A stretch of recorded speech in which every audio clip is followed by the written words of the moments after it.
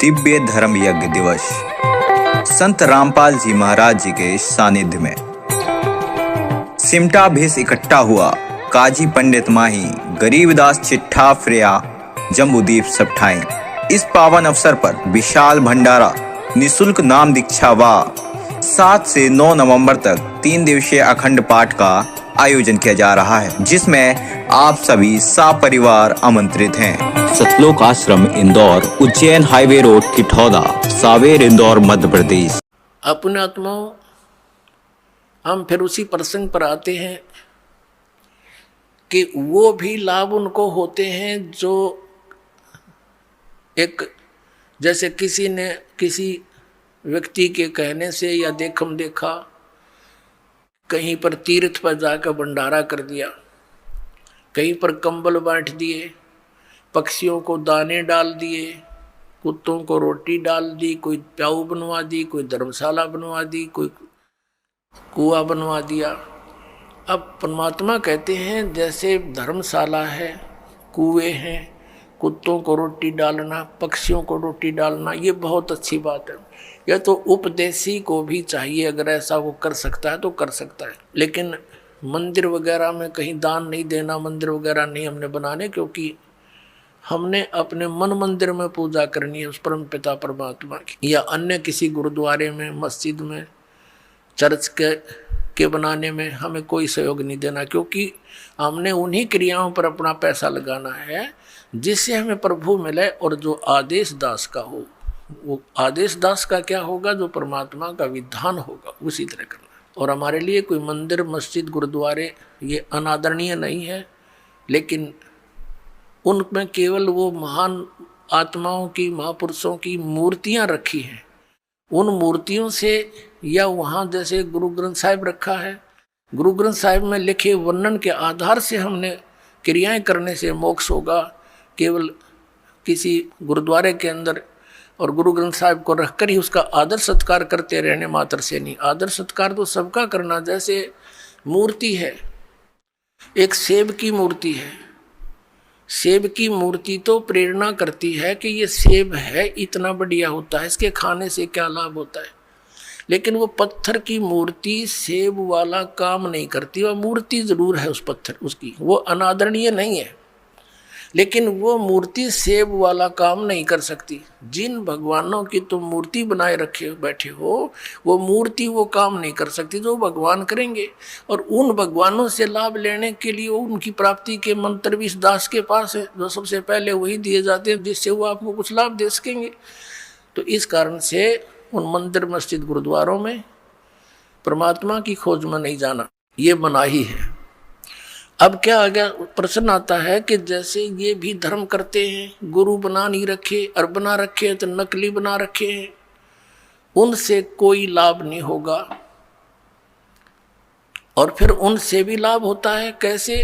और फिर ये भी कहते हैं कि जैसे कर्म करोगे फल तो मिलेगा ही मिलेगा, अवश्य मिलेगा। जैसे आप देखते हो, एक कुत्ता बैठा है गाड़ी में, एक कुत्ता गाड़ी में बैठा है, मनुष्य उसका ड्राइवर है, और वो बैठा पछली सीट पे, और खिड़की में गन्नू मुंह काट के देख रहा है ना सैर सपट्टे से खूब। अब उस कुत्ते के रहने का एक अलग से रूम, उस रूम में एसी लगे होते हैं आजकल, और महीने में 1 बार 2 बार जो है ना वेटरनरी सर्जन उसकी जांच करने आता है, डॉक्टर। और सुंदर शोधित उसको जल और शोधित उसको आहार मिलता है, और उसका रहता कोठी में, और ड्राइवर उसका मनुष्य है आज के दिन। तो उस पुण्यात्मा ने कभी मनमुखी ये दान धर्म किए थे, उन दान धर्मों का फल उसको कुत्ते की योनि में मिल गया। यदि वो मर्यादावत करता, परम संत की शरण लेकर करता, और किसी कारण से मोक्ष प्राप्ति ना होती, यहाँ भी रह जाता, तो उसको वो सुख मिलते जो उसने कुत्ते की योनि में मिले, उसको मनुष्य जीवन में मिलते, वो सुख सारे मिलते किए हुए। और फिर मनुष्य योनि में कभी ना कभी कोई संत भी मिल जाता। अब उसने जैसे जिसने मनमुखी दान किए, धर्म किए, कुत्ते की योनि प्राप्त कर ली। एक मनुष्य को सुविधा नहीं आज के दिन, ऐसे उन कुत्तों को सुविधाएं हैं। तो उसने सारा पुण्य अपना कुत्ते की योनि में खत्म किया, फिर बन गया सूअर, अब कौन उसने गद्दा में बिठा होगा, अब कहां से लाएगा वो सुविधाएं।